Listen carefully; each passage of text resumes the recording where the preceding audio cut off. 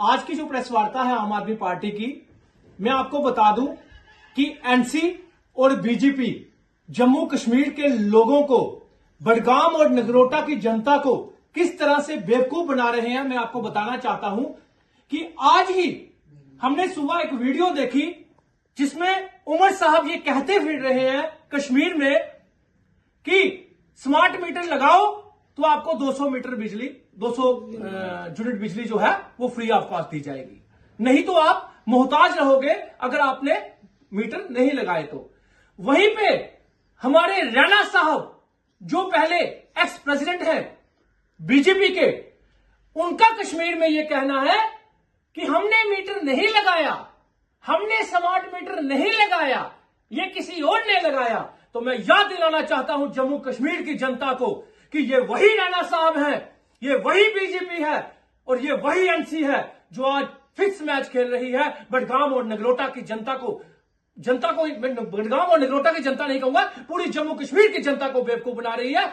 जनता भूली नहीं है, जनता नहीं भूली। डंडे के जोर पे स्मार्ट मीटर लगाए गए थे जम्मू कश्मीर में, डंडे के जोर पे शराब की दुकानें खुलवाई गई थी जम्मू कश्मीर में। और आज ये फिक्स मैच खेलकर, आप कल का ही प्रोग्राम देख लीजिए एनसी का। एनसी ने यहां पे एक जलसा किया और उस जलसे में जब उमर साहब की बारी आई बोलने की, तो उमर साहब ने पहले ही, जब जनरेटर पे माइक लगाए हुए थे, तो उमर साहब ने पहले ही उन जनरेटर वालों को बोल दिया था कि माइक जनरेटर पे मत लगाइए। और जब लाइट बंद हो गई तो फिर ड्रामा कर दिया और लास्ट में अपना भाषण छोड़ते हुए, बंद करते हुए लोगों से अपील तक नहीं की कि वोट डाला जाए। तो ये हालत है एनसी की।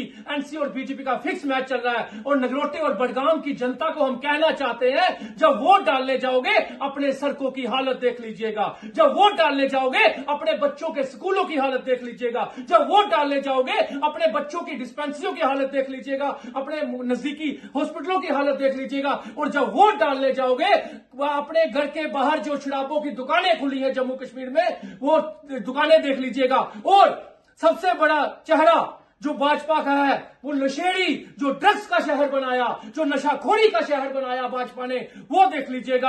आज एनसी बीजेपी का जो फिक्स मैच चल रहा है, जो कि 4 वोट राज्यसभा मेंबर में एनसी के लोगों ने डाल दिए। और आज ये आपस में एक दूसरे को वही हो गया कि असेंबली में एक दूसरे को सिर्फ कहा सुनी होना और फिर बाइकआउट का खेल खेलना, या फिर मार्शल से उसको बाहर निकलवा देना और लोगों की बात कोई नहीं करना। एक सिंगल महराज मलिक साहब, जिसको जम्मू कश्मीर की जनता आज मिस कर रही है, परेशान है जम्मू कश्मीर की जनता कि एक ही आदमी था। कल देखा आपने डेली वेजरों पे डंडे बरसाए गए,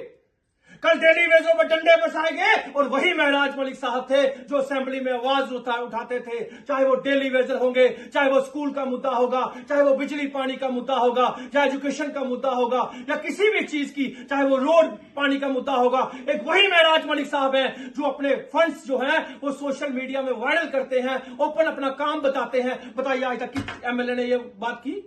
नहीं की। इसीलिए मैं कहना चाहता हूं नगरोटा और बडगाम की जनता को, आम आदमी पार्टी की तरफ से, अगर अब भी आप नहीं जागे, अगर अब भी आपने एनसी और बीजेपी को अपना गुस्सा नहीं बताया और वोट पीएसए का बदला वोट से नहीं दिया, तो याद रखिएगा महराज मलिक साहब लीडर जो है वो दोबारा उन्होंने 2 लीडर देने की आपको कोशिश की है, बडगाम में भी और नगरोटा में भी। अगर आपने उनको एक्सेप्ट नहीं किया तो नुकसान आपका होगा। और महराज मलिक साहब तो आपकी आवाज उठाते रहेंगे, लेकिन उनके दो बाजुएं और बन सकती हैं अगर आप नगरोटा और बडगाम में, अगर आप भी आम आदमी पार्टी को वोट डालते हैं।